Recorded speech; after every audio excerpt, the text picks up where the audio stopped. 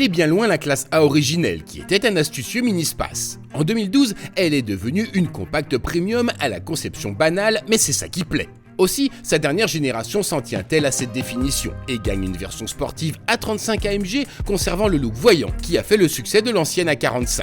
Notre exemplaire est un petit peu spécial. En effet, il se dote du pack aérodynamique AMG qui se signale par un aileron, par un diffuseur, par divers appendices aérodynamiques. C'est un petit peu bling bling, ça coûte 1 900 € quand même, mais ça plaît, je pense, à une certaine clientèle. Techniquement, la nouvelle classe A reprend la plateforme de l'ancienne, ainsi que les trains roulants. Ainsi, à l'avant, on retrouve les jambes McPherson et à l'arrière, un essieu à 4 bras. Le tout ayant ici été réglé aux petits oignons par AMG.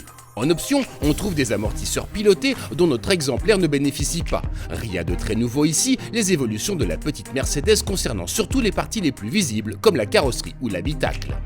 En guise de tableau de bord, on retrouve la grande dalle numérique, maintenant typique de chez Mercedes et qu'on retrouve évidemment chez d'autres constructeurs.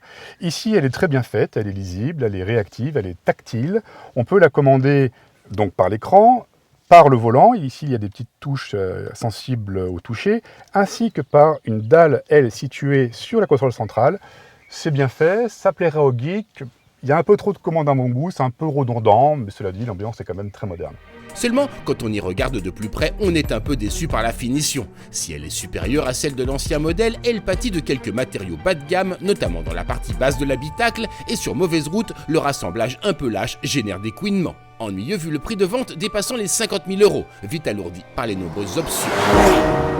Le modèle que nous essayons est équipé de baquets optionnels, autant dire qu'on pourra s'en passer, déjà parce que c'est très cher, 2 640 €, ensuite parce qu'ils sont très étroits, on est vraiment très serré au niveau des côtes, c'est épouvantable, et en plus le dossier est très dur, donc assez rapidement on a mal au dos. Ils sont d'autant plus superflus que malgré sa puissance, la 35 AMG n'est pas une sportive radicale, se posant plutôt en petite GT sûre et très véloce puisqu'elle passe de 0 à 100 km/h en 4 secondes 7, un chrono digne d'une Ferrari Modena.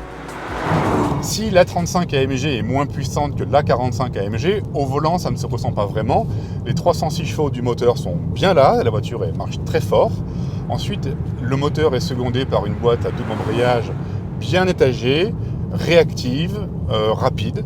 Franchement, c'est très agréable à conduire. En outre, la sonorité mécanique est bien travaillée, mieux que sur l'ancien modèle. Il y a une petite sonorité rauque très sympathique. Pour canaliser toute cette puissance au sol, la 35 AMG profite d'une transmission intégrale, capable d'envoyer 50% du couple sur le train arrière en cas de nécessité. La motricité est donc totale, mais cela ne signifie pas que le comportement routier interdise toute fantaisie. C'est surtout côté châssis que la 35 a fait des progrès. L'amortissement est plus souple qu'auparavant, mais la voiture ne perd rien en adhérence. Je dirais même au contraire, quand la route est bosselée, elle tient mieux sa trajectoire, elle passe très vite en virage.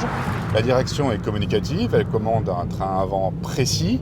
Et si on la provoque un petit peu, la voiture est capable de survirer au lever de pied. C'est très sympathique. Les fans de pur sportif se reporteront plutôt, si leurs finances le leur permettent, sur la toute nouvelle A45 AMG S qui développe quelques 421 chevaux. Nous en reparlerons bientôt.